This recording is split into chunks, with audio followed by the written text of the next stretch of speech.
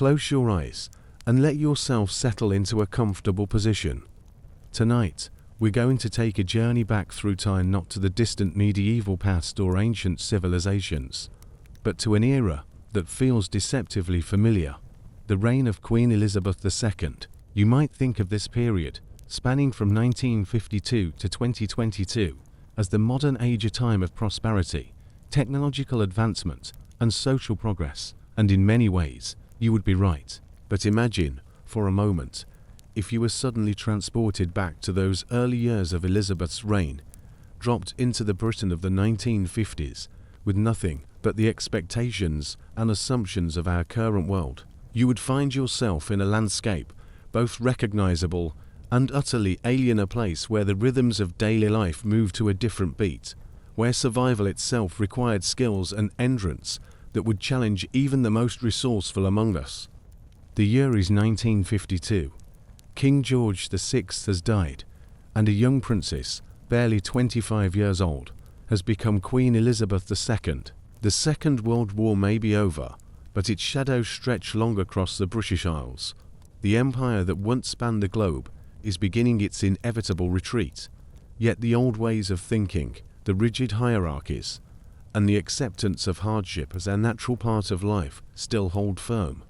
This is not the Britain of tourist brochures or nostalgic television programs. This is a nation still healing from the greatest conflict in human history, a people still learning to navigate a world where everything familiar has shifted, where the future seems both promising and terrifying in equal measure. As we embark on this journey together, allow your breathing to slow, your shoulders to relax. We will explore not just the grand sweep of history, but the intimate details of daily existence, the texture of wool against skin in an unheated bedroom, the taste of margarine instead of butter, the weight of a gas mask carried in a schoolchild's satchel long after the war's end.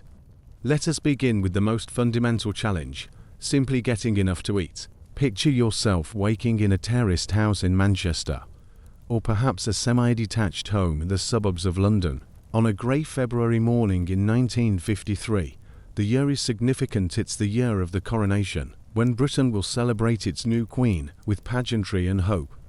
But first, you must face the reality of breakfast. You reach automatically for the refrigerator, that modern convenience you've taken for granted all your life, only to find nothing, or rather, a small, humming box that might charitably be called an icebox, if you're fortunate enough to have one at all.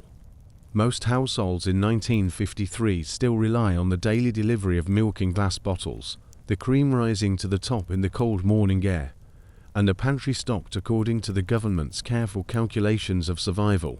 The ration book sits on the kitchen table, its pages marked with small stamps and careful calculations.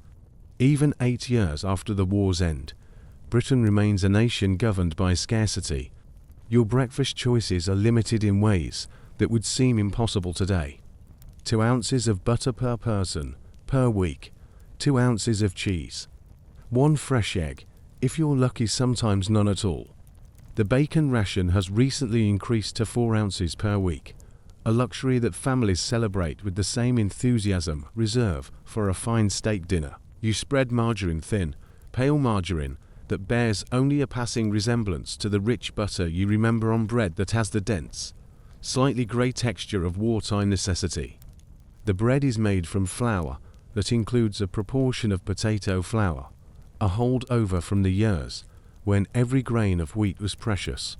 You've heard older neighbours speak of the war years when even this would have been a feast, when people queued 4 hours for a few ounces of sugar or a precious orange. The tea is strong, necessarily so, when each leaf must be used and reused until it gives up the last hint of flavour. Tea remains one of the few reliable pleasures, though sugar is still rationed. You learn to appreciate the bitter edge, the way the warmth spreads through your chest in a kitchen where the temperature rarely rises above what modern heating would consider uncomfortably cool. Imagine the weight of planning that goes into each meal. You cannot simply decide you want pasta for dinner and walk to the shop to buy the ingredients. Instead, you must calculate, how many points do I have left? What day of the week can I collect my meat ration? Is there fish available at the market? Or should I plan for another meal of vegetables and whatever protein can be stretched across the family table? The cues become part of the rhythm of life.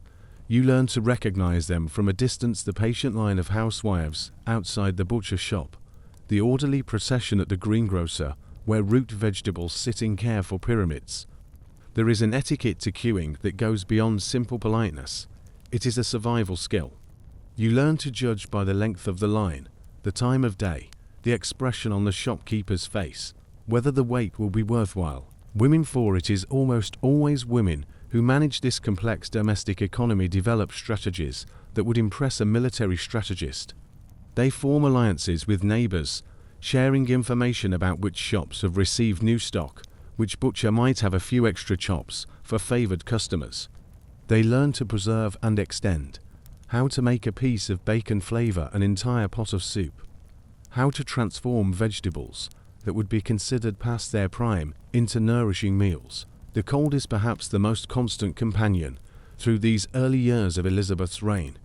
Central heating is rare, found only in the most modern homes or those of considerable wealth. Most families gather around a single coal fire in the evening, the warmth creating a small circle of comfort while the rest of the house remains wrapped in chill. You learn to dress in layers, to appreciate the weight of wool stockings and woolen undergarments that feel rough against skin accustomed to soft cotton. Bedrooms are often so cold that breath fogs in the air. Hot water bottles become precious allies, filled with water heated on the stove and wrapped in flannel covers that have been carefully mended year after year. You learn to dress quickly in the morning, to move with purpose through unheated corridors where frost sometimes forms on the inside of windows. The bathroom, if you are fortunate enough to have an indoor bathroom, is a place of brief, necessary visits. Hot water is limited, heated by a geyser that must be lit with matches and tended carefully to avoid exploding. Bath night, typically once a week, is a family affair, with children bathing first in the cleanest water, followed by adults in order of practicality rather than preference. Imagine the texture of clothes that have been mended repeatedly, the careful darning of socks, the way a good wool coat must last 4 years rather than seasons. Clothing coupons govern not just luxury, but necessity. A new dress represents a significant investment of both money and precious coupons. You learn to appreciate the weight of fabric that will endure, the satisfaction of a seam that has been sewn to last. The shops themselves tell the story of a nation still recovering. Windows display goods with a sparse elegance born of necessity other than choice. The abundance that you know from modern supermarkets, the overwhelming variety of breakfast cereals, the rows of different brands offering essentially the same products, simply does not exist. There is one type of soap powder, perhaps two, if you are fortunate. There are biscuits, but not dozens of varieties. Choice is limited, but in that limitation, there is also a strange comfort. Decisions are simpler when options are few. Children adapt to this world with the remarkable resilience of youth, but they adapt to a reality that would seem harsh by modern standards. They learn to share not just toys, but basic necessities. A piece of chocolate, when it can be obtained, is divided with mathematical precision.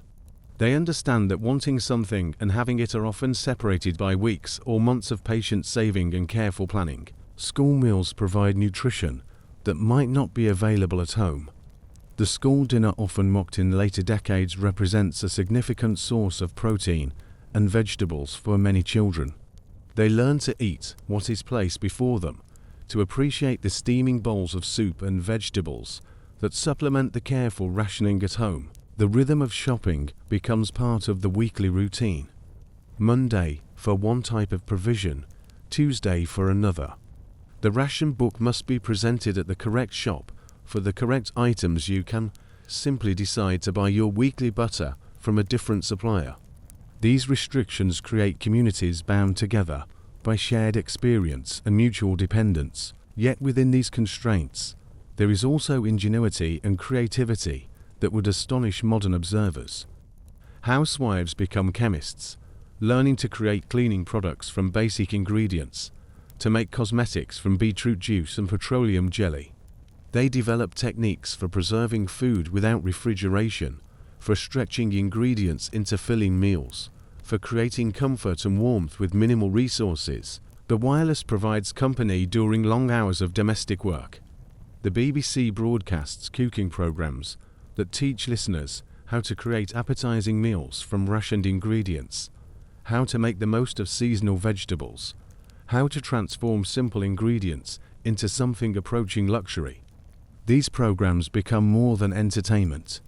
They are survival guides for a nation learning to live within new limitations. As winter deepens into the coronation year of 1953, the challenges multiply. Coal is expensive and sometimes difficult to obtain. Electricity is unreliable, with power cuts that send families back to candlelight and oil lamps. You learn to appreciate the simple pleasure of a warm room, the luxury of hot water, the satisfaction of a full meal in ways that prosperity has made us forget. The community networks that develop around these shared hardships create bonds that will last for decades. Neighbors who have shared ration coupons, who have watched each other's children during long queues, who have pooled resources to buy coal, or share a precious joint of meat, from connections that transcend mere proximity. This is the world into which Queen Elizabeth II steps as a young woman, the Britain that shapes her understanding of duty, frugality, and the value of simple pleasures. It is a nation that has learned to find dignity in hardship, to create beauty within limitation, to build community through shared struggle. As you imagine yourself navigating this landscape of careful calculation and patient endurance, consider how the skills required for daily survival, the ability to plan weeks in advance, to appreciate simple pleasures, to find satisfaction in making do, rather than acquiring more, would challenge someone accustomed to the abundance and convenience of modern life. The world of 1953 is not the past of romantic imagination, but the daily reality of millions of people learning to rebuild their lives in the shadow of global conflict, under the reign of a young queen who herself must navigate between tradition and an uncertain future. The morning of June 2nd, 1953, dawns grey and drizzling across London, typical English weather that seems almost scripted for such a momentous occasion. You find yourself among the hundreds of thousands of people who have travelled from across Britain and the Commonwealth to witness something that happens perhaps once in a generation, the coronation of a monarch. But this is no medieval pageant preserved in amber. This is history being made in real time, broadcast live on television to millions of homes for the first time in British history. Imagine yourself standing in the crowd along the Mall at 4 o'clock in the morning, having claimed your spot in the pre-dawn darkness. The pavement is wet beneath your feet, and the persistent drizzle has already soaked through the wool of your best coat, the one you've saved for special occasions, mended carefully at the elbows where the fabric had begun to thin. Around you, families have spread newspapers and blankets, creating small islands of warmth and community in the vast sea of spectators. The woman next to you has brought a thermos of tea that she shares with generous spoonfuls of sugar, a small luxury saved for this historic day. Her children, a boy and girl of perhaps 8 and 10, huddle close to her sides, their faces bright with excitement despite the early hour and the persistent rain. They speak in hushed tones about the young queen, about the ceremony they've heard described on the wireless, but never imagined they would witness themselves. As the hours pass, you begin to understand the weight of what you are witnessing. This is not simply the crowning of another monarch. This is the moment when a 27-year-old woman, thrust into responsibility by the unexpected death of her father, formally accepts the burden of leading a nation and an empire in the midst of profound transformation. Elizabeth Alexandra Mary Windsor had never been intended for the throne. You might reflect on this as you wait in the increasingly restless crowd. She was born to be the spare, not the heir princess, who might have lived a life of relative comfort and obscurity, perhaps marrying well, performing ceremonial duties, cutting ribbons and attending charity galas. Instead, her uncle's abdication and her father's early death have placed her at the center of a constitutional system that reaches across oceans and continents. The sound begins as a distant murmur, growing gradually into the recognizable rhythm of horses' hooves and military bands. The procession approaches with the measured pace of centuries-old tradition, yet you can sense something different in the air. This is not the world of Victoria or even of Elizabeth's father. This is a Britain that has fought 2 world wars, that has seen its cities bombed and its empire questioned, that has learned to queue for bread and make do with less. When the gold state coach finally comes into view, drawn by 8 grey horses with their breath visible in the cool morning air, you catch your first glimpse of the young woman who will define the next 7 decades of British history. She sits with the perfect posture learned from years of royal training, but there is something in her expression of gravity that seems both appropriate to the moment and somehow heartbreaking in someone so young. The coach itself tells its own story of imperial ambition and faded grandeur. Built in 1762, it has carried monarchs to their coronations 4 generations. Its gilded exterior and painted panels depicting scenes of Britain's maritime power and colonial reach. Yet today, it travels through a London still marked by bomb sites, past buildings whose facades have been patched rather than rebuilt, carrying a queen who will preside over the gradual dissolution of the very empire the coach was designed to celebrate. Inside Westminster Abbey, the ceremony unfolds with all the precision of an event that has been rehearsed for months. You cannot see it directly from your position in the crowd, but you know that millions across Britain and the Commonwealth are watching on television screens those small, flickering black and white windows that are becoming the centre of family life in countless homes. The Archbishop of Canterbury, Geoffrey Fisher, performs rituals that stretch back over 1,000 years, yet he does so before television cameras that make every gesture, every word, visible to more people than have ever witnessed a coronation in human history. The ancient and the modern converge in ways that no one fully understands yet, creating a moment that is both timeless and utterly contemporary. Consider the young queen herself in these moments. 27 years old, she has already been married for 6 years to Philip Mountbatten, a young man who has given up his naval career and his Greek titles to support her unexpected destiny. She has 2 small children, Charles, born in 1948, and Anne, born in 1950, who are too young to understand the weight of ceremony, but old enough to sense its importance. The crown that is placed upon her head weighs nearly 5 pounds, its gold and precious stones representing not just wealth, but responsibility. The St. Edward's crown, used only for coronations, has not been worn since her father's ceremony in 1937.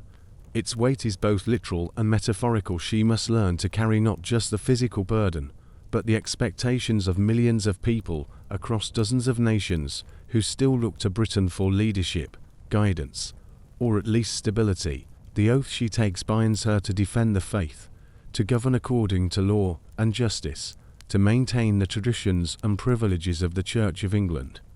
These are not empty words, but legal obligations that will shape every day of her reign. She promises to serve her people, but she does so at a moment when the very definition of her people is changing rapidly. The empire she inherits is already in retreat. India and Pakistan have gained independence in 1947, in a process that displaced millions and cost hundreds of thousands of lives. Burma and Ceylon have followed. The dominoes are beginning to fall across Africa and Asia as nationalist movements challenge colonial rule, and Britain lacks both the resources and, increasingly, the will to maintain control. Yet the pageantry of Coronation Day suggests otherwise. Representatives from across the Commonwealth attend the ceremony, their presence affirming bonds that many hope will survive the transition from empire to voluntary association. The dream of a Commonwealth of nations, equal partners bound by shared history, language, and values seems possible in the golden light of Westminster Abbey. The young Queen must navigate between these competing visions of Britain's future. She inherits the role of head of the Commonwealth, a position without clear precedent or defined powers. She must be simultaneously the constitutional monarch of the United Kingdom and the symbolic head of an association of independent nations that may have little in common beyond their colonial past. The practical challenges are immense. The royal household itself must be modernized for the television age. The palace must learn to manage media attention that is both more intense and more immediate than anything previous monarchs have faced. Every public appearance, every gesture, every word will be scrutinized by millions of viewers who feel they know her through the intimate medium of television. The financial pressures are equally complex. The royal family must maintain the grandeur expected of monarchy while acknowledging the austerity that ordinary Britons continue to experience. The civil list, the annual payment from Parliament that supports the monarchy, must be justified to taxpayers who are still rationing basic necessities. The balance between accessibility and mystique, between modernization and tradition, will define her reign. As you stand in the crowd watching the procession return to Buckingham Palace, you witness the culmination of months of preparation that have consumed the attention of the entire nation. Television sets have been purchased, coronation parties planned, souvenir mugs and plates manufactured by the thousands. For one day, the concerns of daily life, the ration books, the coal shortages, the persistent worrying about employment and housing are set aside in favor of celebration. The young queen waves from her carriage, her crown now replaced by a lighter diadem, her expression showing perhaps the first hint of relief at having successfully completed the most important day of her life.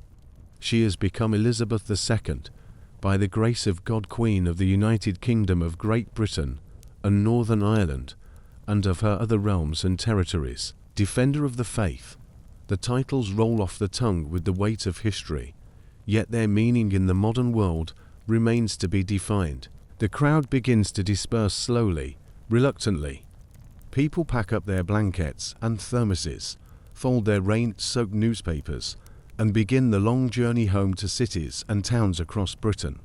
Many will speak of this day for the rest of their lives, the day they saw the Queen crowned, the day they stood in the rain for hours to witness history, the day when television brought the ancient ceremony of monarchy into their sitting rooms. Yet beneath the celebration is the enormous challenge that the new Queen and her subjects must face together.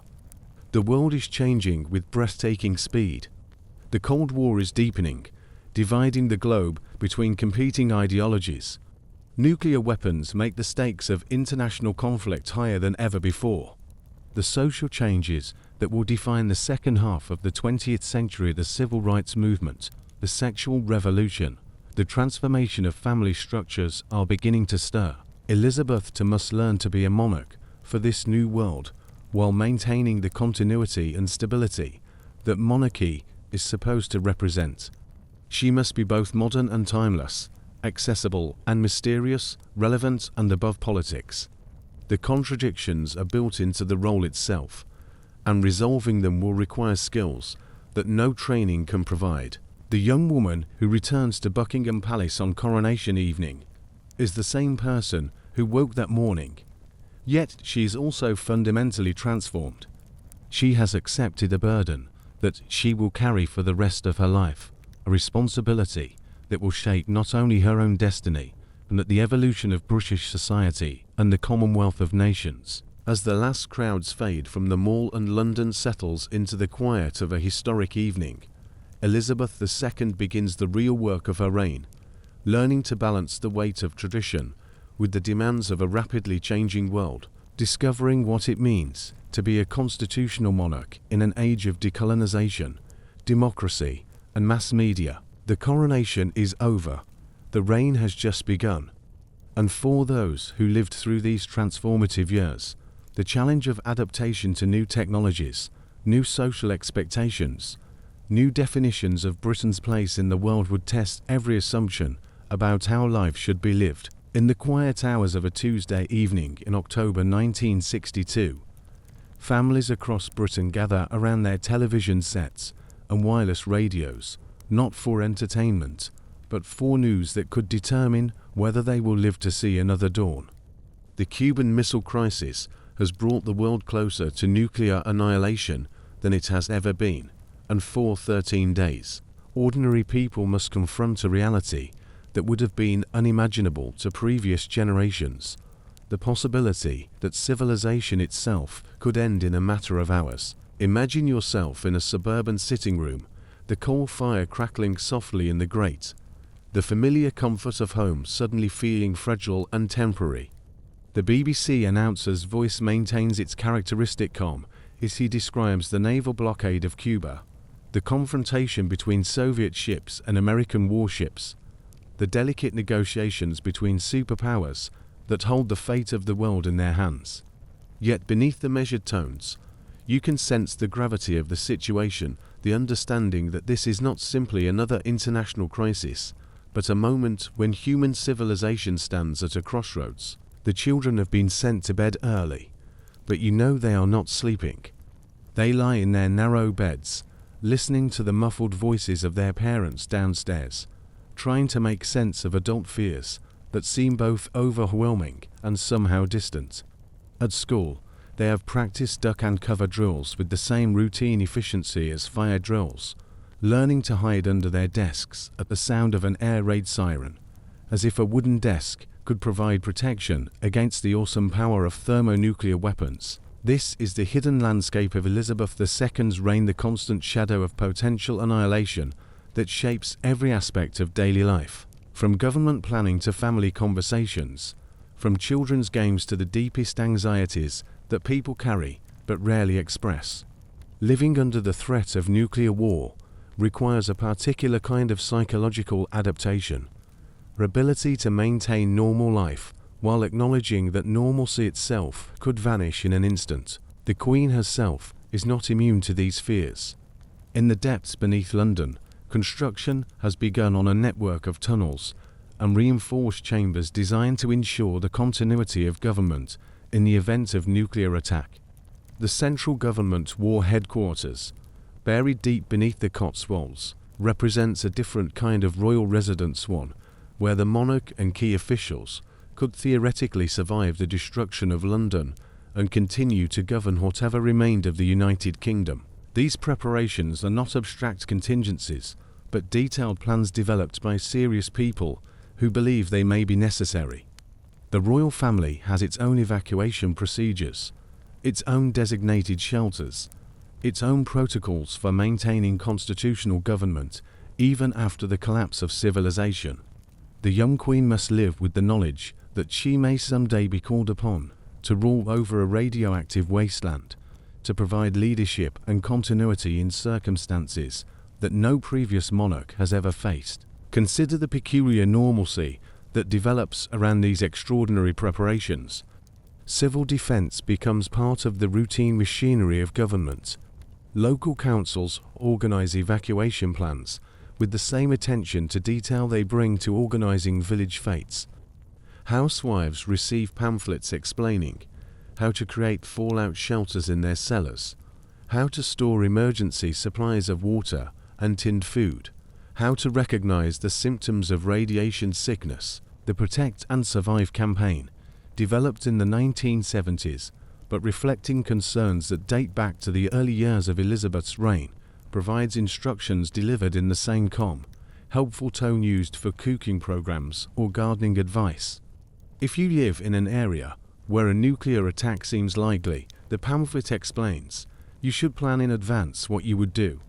The matter-of-fact language cannot disguise the surreal reality. Ordinary families are being asked to prepare for the end of the world with the same practicality they would bring to preparing for a winter storm. Schools become sites of particular anxiety and preparation.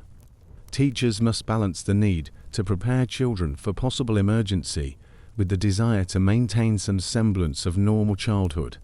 The duck and cover drills become routine, but they also become the source of playground games and childhood nightmares.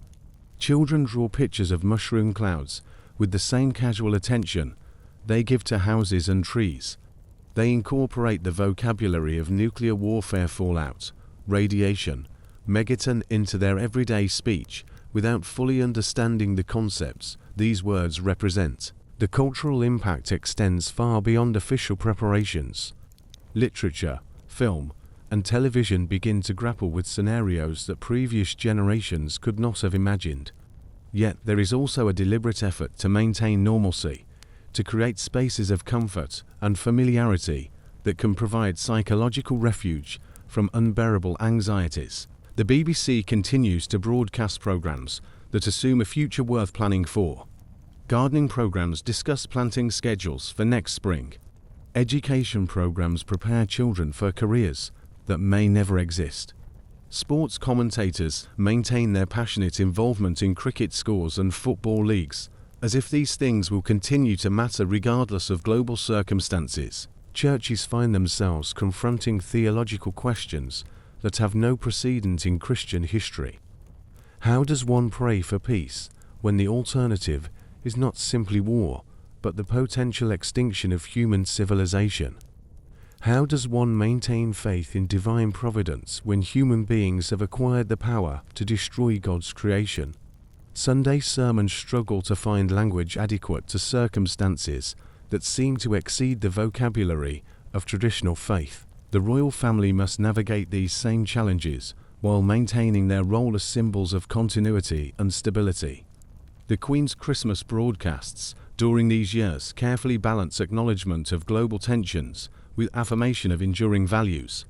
She speaks of peace and goodwill while knowing that detailed plans exist for her evacuation to underground bunkers. She waves to crowds from the balcony of Buckingham Palace while understanding that the palace itself is a designated target that would likely be vaporized in the opening minutes of a nuclear exchange. The social psychology of living under constant threat manifests in unexpected ways. There is a heightened appreciation for simple pleasures, a particularly beautiful sunset, a child's laughter, the taste of fresh bread combined with an underlying fatalism that makes long-term planning seem almost absurd. People continue to plant gardens and save money and make plans for holidays, but they do so with an awareness that all of these activities might be rendered meaningless without warning. The technology itself becomes part of the landscape of daily life. Air raid sirens are tested regularly, their wailing sound a monthly reminder of potential catastrophe. Television programming is occasionally interrupted for emergency broadcast tests, moments when the familiar rhythms of entertainment give way to the mechanical voice of authority, preparing the population for unthinkable scenarios. Young couples must decide whether to have children in a world that might not survive their childhood. The birth rate during these years reflects not just economic conditions, but existential uncertainty about the future of human civilization. Every pregnancy represents an act of faith or defiance or assertion that life will continue despite the weapons that could end it.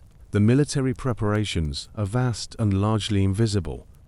Across Britain, construction begins on bunkers, command centers, and communication facilities designed to function after the collapse of normal infrastructure.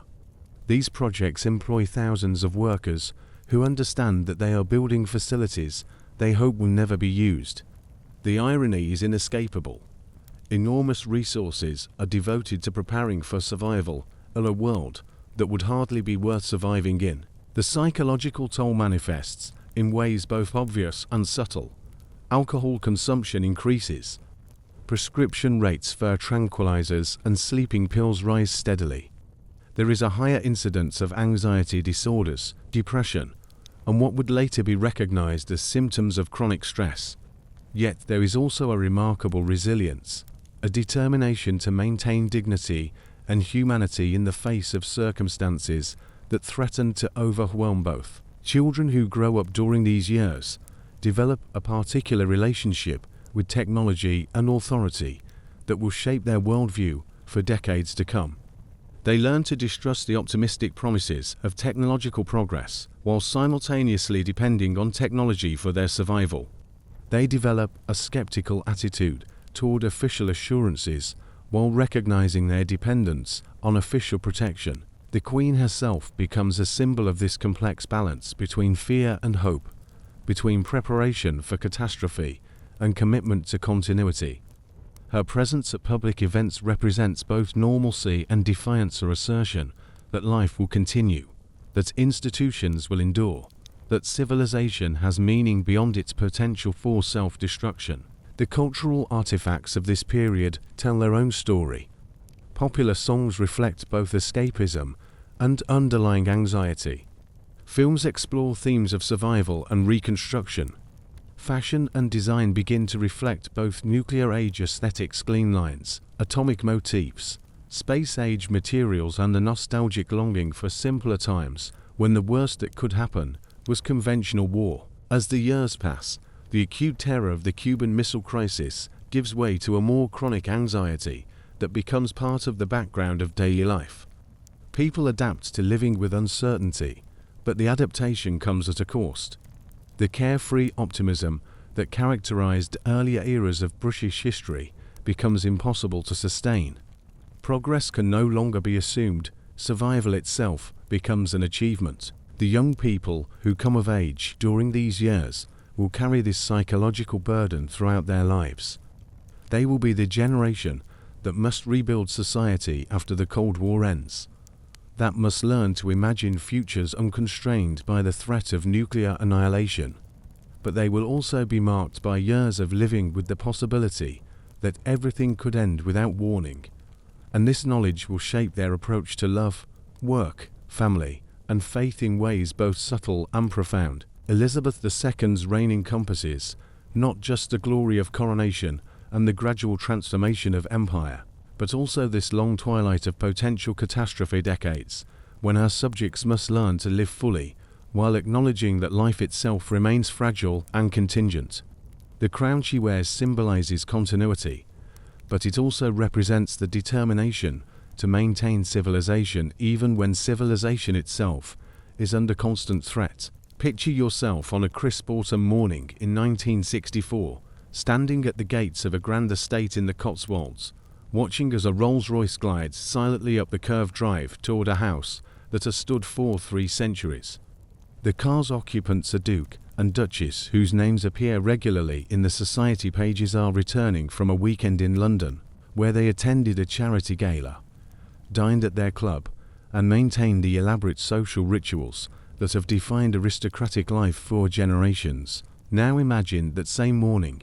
Shift your perspective just a few miles away to a council estate on the outskirts of Swindon, where a factory worker's family prepares for another day shaped by entirely different rhythms and expectations. The contrast is not simply one of wealth, though the disparity is staggering, but of entire ways of understanding what life is supposed to be, what is possible, what is deserved. This is perhaps the most profound challenge that would face someone transported back to Elizabeth II's Britain, navigating a society still rigidly stratified by class, where your accent, your clothes, your education, even your posture immediately announce your place in a hierarchy that remains as fixed and unforgiving as it was in Victorian times, yet exists alongside the stirrings of a cultural revolution that will ultimately sweep much of this order away. The aristocratic household awakens to rituals that have remained essentially unchanged since the Edwardian era. The Duchess rings a small silver bell beside her bed, summoning a lady's maid who has already laid out clothes selected according to the day's schedule, tweeds for a morning walk around the estate, perhaps something more formal for lunch with the local magistrate, an afternoon dress for receiving callers. These are not simply clothing choices, but signals in an elaborate social code that governs every interaction, every appearance, every moment of public life. The Duke's morning follows its own prescribed pattern, a bath drawn by his valet, newspapers pressed and folded in a particular way, breakfast served on china that bears the family crest and represents an investment equivalent to a working man's annual wages. He reads the Times with the attention of someone whose opinions on politics and society carry weight simply by virtue of his birth and position. His letters, handwritten on heavy paper, watermarked with the family coat of arms, will be answered by cabinet ministers, bank presidents, and other figures who shape the direction of British society. The house itself is a marvel of preserved tradition and quiet luxury. Servants move through corridors lined with portraits of ancestors who fought at Waterloo, who served as governors of distant colonies, who married into other great families in arrangements that consolidated power and wealth across generations. The library contains first editions that represent both intellectual achievement and financial investment. The wine cellar holds vintages that predate the French Revolution, yet even in this bastion of privilege, change is stirring. The death duties imposed after the war have forced many great houses to open their doors to the paying public, transforming private residences into tourist attractions, where ordinary families can gawk at the bedrooms and reception halls of people they would never otherwise encounter. The aristocracy finds itself performing its own privilege, maintaining elaborate lifestyles partly for show, partly from genuine conviction that their way of life represents something valuable and worth preserving. Meanwhile, in the council estate, life moves to the rhythm of shift work and overtime, of careful budgeting and small luxuries saved for special occasions. The family lives in a two-bedroom house built by the local authority to provide decent housing for working families, a significant improvement over the crowded terraces of the pre-war period, yet a world away from the spacious elegance of the country house. The father works at the local factory, manufacturing components for the automobiles that are beginning to transform British life. He leaves the house before dawn, carrying a packed lunch prepared by his wife, traveling by bus or bicycle to begin his shift among the noise and heat of industrial production.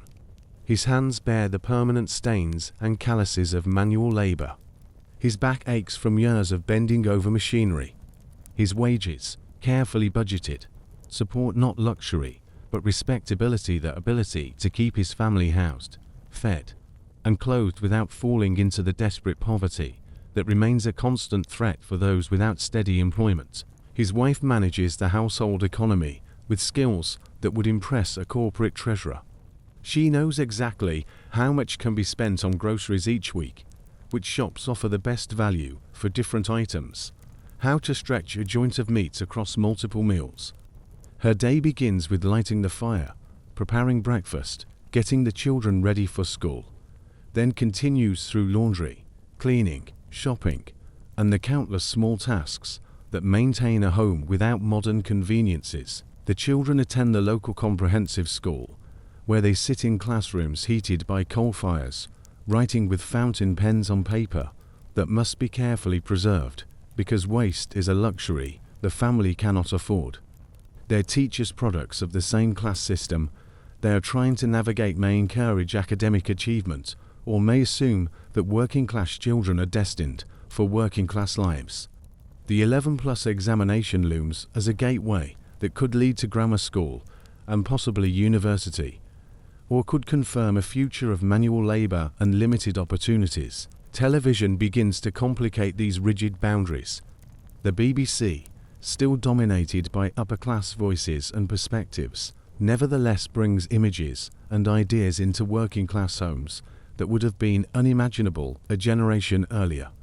Children watching the coronation see not just pageantry, but a lifestyle so removed from their own experience that it might as well be from another planet.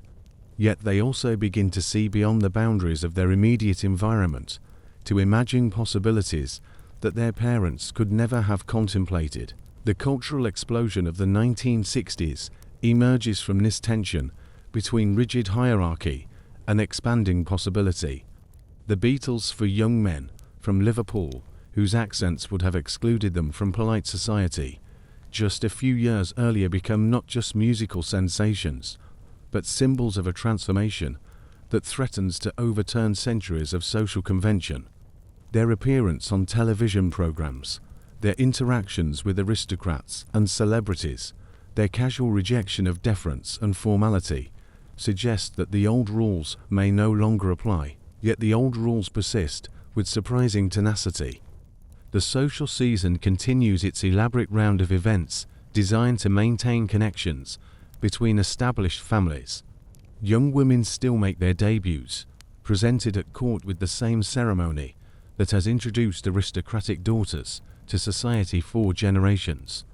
Marriage announcements in the Times continue to read like genealogical charts, tracing connections between families whose names appear in Debrett's peerage, and whose children will inherit titles, estates, and obligations that stretch back centuries. The contrast becomes most apparent in London, where working-class families from the East End might encounter aristocrats at public events or on television, but would never imagine meeting them in private.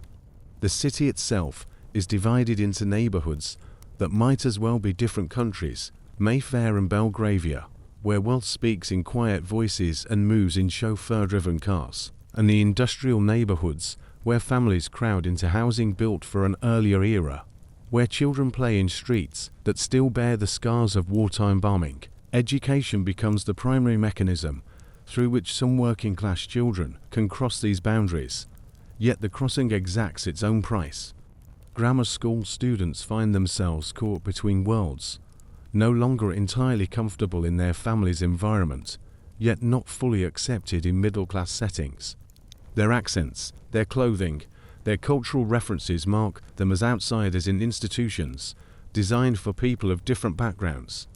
They must learn not just academic subjects, but entire ways of speaking, moving, and thinking that feel artificial and imposed. The church, once a reliable source of social stability, finds itself struggling to address the needs of a society in rapid transition. Traditional parishes in working-class neighbourhoods see their congregations aging and declining as young people embrace secular values and consumer culture. The Church of England, still closely tied to aristocratic privilege and conservative politics, struggles to speak to the concerns of ordinary families dealing with industrial change, social mobility, and cultural transformation. Popular culture becomes both a force for change and a source of new anxieties.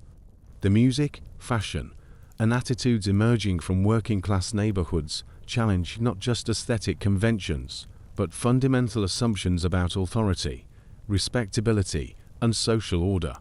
Parents who have spent their lives accepting their place in the social hierarchy watch their children embrace styles and attitudes that seem to reject everything they have been taught about proper behavior. The young queen herself must navigate these changes while maintaining her role as a symbol of continuity and stability. She must appear at state dinners, where she converses easily with dukes and earls, then visit factories where she meets workers whose experiences are as foreign to her as life on another planet. Her Christmas broadcasts attempt to speak to all her subjects equally, yet she must do so from palaces that represent exactly the kind of inherited privilege that increasing numbers of her subjects are beginning to question. The economic changes underlying these social transformations are profound and often invisible to those experiencing them. The industries that provided stable employment for working-class men for generations begin to face competition from abroad, automation, and changing consumer preferences. Coal mining, steel production, and heavy manufacturing, the backbone of industrial Britain, start their long decline, though the full impact will not be felt for decades. Women find themselves caught between traditional expectations and expanding opportunities. Working-class women have always worked, but usually in roles that were extensions of domestic duties: cleaning, cooking, caring for children or the elderly. Now new opportunities emerge in offices, shops, and service industries, yet these often require cultural adaptations that feel like betrayals of family identity and working-class values. The aristocracy faces its own challenges as traditional sources of income become inadequate to maintain inherited properties and lifestyles. Many great houses are sold or demolished. Others become institution schools, conference centers, museums that preserve the architecture while abandoning the social functions they were designed to serve. The aristocrats themselves increasingly marry into business families, trading social status for financial security, creating new forms of elite that combine old privilege with new wealth. Fashion becomes a battleground where class conflicts play out in fabric and style. Working-class young people embrace looks that deliberately reject middle-class respectability: leather jackets, tight trousers, elaborate hairstyles that require careful maintenance and announce rebellion against conventional standards. The mod movement, the rockers, the early punks all represent not just musical preferences, but entire ways of understanding identity and social position. Yet beneath these cultural upheavals, the fundamental structures of inequality remain largely intact. Educational opportunities expand, but they expand most for those already privileged. Social mobility increases, but it increases within limits that preserve essential hierarchies. The language of class becomes more subtle, but the realities of class persist in new forms that are perhaps more difficult to challenge, because they are less visible and less explicitly acknowledged. As Elizabeth II's reign progresses through the 1960s and beyond, she presides over a society that maintains the forms of traditional hierarchy while experiencing fundamental changes in how that hierarchy operates and what it means. The crown she wears represents continuity with a past that fewer and fewer of her subjects can relate to, yet it also symbolizes a stability that becomes more precious as traditional certainties dissolve around it. For someone transported back to this period, the challenge would not be simply adapting to different material conditions or social customs, but learning to navigate a world where the rules of social interaction are simultaneously rigid and rapidly changing, where opportunity and exclusion operate according to codes that are both explicit and hidden, where the future remains uncertain, but the past continues to exert its influence in ways both obvious and subtle. The transformation of British society during Elizabeth II's reign represents one of the most profound social revolutions in human history, yet it occurs gradually, through individual adaptations and small changes that accumulate over decades, rather than dramatic upheavals that announce themselves as historical moments. Living through such a transformation requires a flexibility and resilience that would challenge anyone, but especially someone accustomed to the stability and predictability of more recent times. As our journey through the early years of Elizabeth II's reign draws to a close, allow yourself to settle more deeply into the comfort of the present moment. Feel the warmth of your bed, the softness of your pillows, the security of walls that protect you from both weather and worrying. These simple comforts, so easily taken for granted, would have seemed like luxury to many who lived through the challenging years we have explored together. We have walked through a Britain where daily survival required skills and endurance that most of us can barely imagine. We have stood in queues for rationed food, felt the persistent chill of unheated rooms, watched a young queen accept responsibilities that would have overwhelmed someone twice her age. We have lived under the shadow of nuclear annihilation, navigated social hierarchies as rigid as stone walls, and witnessed the first stirrings of cultural changes that would transform an entire society. The Britain of 1952, the year Elizabeth became queen, was a nation still healing from the greatest conflict in human history, still learning to live within new limitations, still discovering what it meant to be a modern democracy in an age of mass communication and global tension. The people who lived through those years possessed a resilience born of necessity, a capacity for endurance that had been tested by war, shaped by scarcity, and strengthened by the knowledge that survival itself was an achievement worth celebrating. Yet perhaps the most remarkable aspect of that era was not the hardships people endured, but the grace with which they endured them. The housewife who could create nourishing meals from rationed ingredients, the father who could maintain his family's dignity despite economic uncertainty, the children who could find joy and wonder even in a world shadowed by the possibility of nuclear catastrophe. These ordinary people possessed extraordinary capabilities that modern abundance has allowed us to forget. The young queen herself embodied this balance between acceptance and aspiration. She inherited a role that required her to maintain ancient traditions while navigating unprecedented changes. She had to represent stability in an unstable world, continuity in a time of rapid transformation, dignity in circumstances that would have broken less resilient spirits.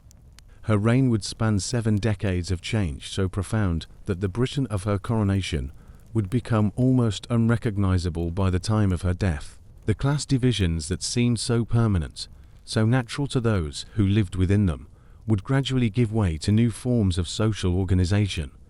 The nuclear threat that shaped an entire generation's understanding of the future would eventually recede, replaced by different fears and different hopes.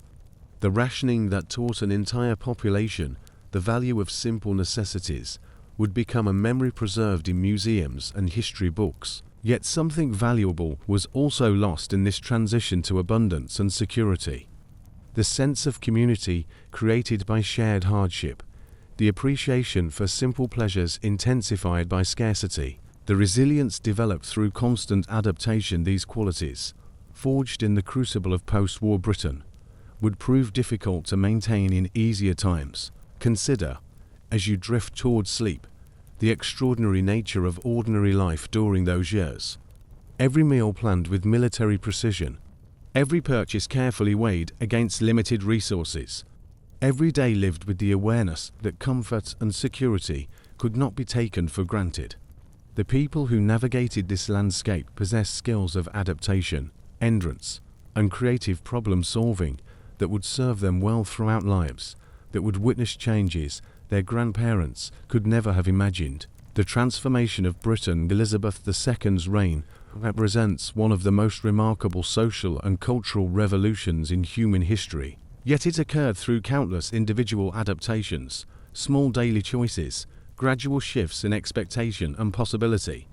The factory workers' children who won scholarships to grammar school, the aristocrats who learned to open their homes to paying visitors, the housewives who embraced new technologies while maintaining traditional values, all were participants in a vast historical process that none of them fully understood as it was happening. Tonight, as you rest in comfort and security that would have amazed those early subjects of Elizabeth II, you can appreciate both the progress that has been made and the human cost of that progress. The abundance that allows you to choose from dozens of breakfast cereals came at the price of losing the satisfaction that comes from making do with less. The convenience that puts the world's information at your fingertips replaced the deep local knowledge that came from living entire lives within small, stable communities. The warmth that surrounds you as you sleep, regulated by thermostats, delivered through hidden pipes and wires, taken as naturally as breathing would, have seemed like magic to families who huddled around single coal fires and carried hot water bottles to cold bedrooms.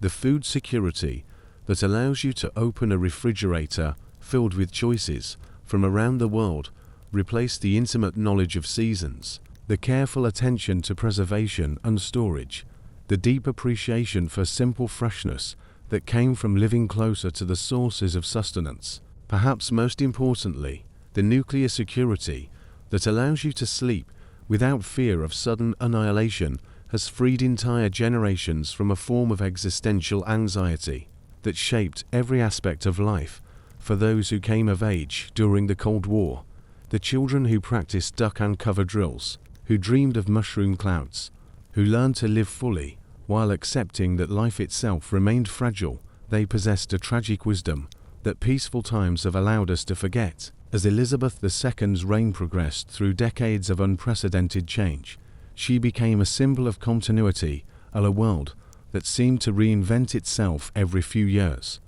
Her presence at public ceremonies, her Christmas broadcasts to the Commonwealth, her quiet dignity in the face of personal and public challenges all represented the possibility that some values, some commitments, some forms of service could endure even when everything else seemed temporary and contingent. The crown that rested on her head throughout those 70 years of transformation was more than ornament or symbol. It represented the accumulated wisdom of centuries, the patient understanding that change, however necessary, always comes at a cost, and that the role of leadership is not to resist change, but to help societies navigate change without losing everything valuable from the past. Tonight, as you drift into sleep, you carry with you the stories of those who lived through times when survival required skills most of us no longer possess. When daily life demanded forms of endurance we can barely imagine, when the future seemed both promising and terrifying in ways that created a particular kind of wisdom born from uncertainty. The Britain they inhabited, the challenges they faced, the remarkable human capacity they displayed for adaptation and grace under pressure. All of this has contributed to the world that allows you to sleep peacefully tonight. Their struggles purchased your comfort. Their resilience made possible your security. Their patience with hardship created the abundance that surrounds you. Let their example inspire not guilt for your advantages, but gratitude for the long human story of which you are a part. Let their entrance remind you that you to possess capabilities you may never need to discover. Let their grace under pressure offer comfort when you face your own challenges, knowing that human beings have survived and even thrived under circumstances far more difficult than any you are likely to encounter. Rest now in the knowledge that you are part of a long chain of human experience, that the warmth and safety of your sleep tonight represents the culmination of countless acts of courage, endurance, and quiet heroism performed by ordinary people who lived through extraordinary times. Close your eyes and let yourself drift into dreams, grateful for the comfort of the present, while holding space for the remarkable story of resilience and adaptation that brought you here.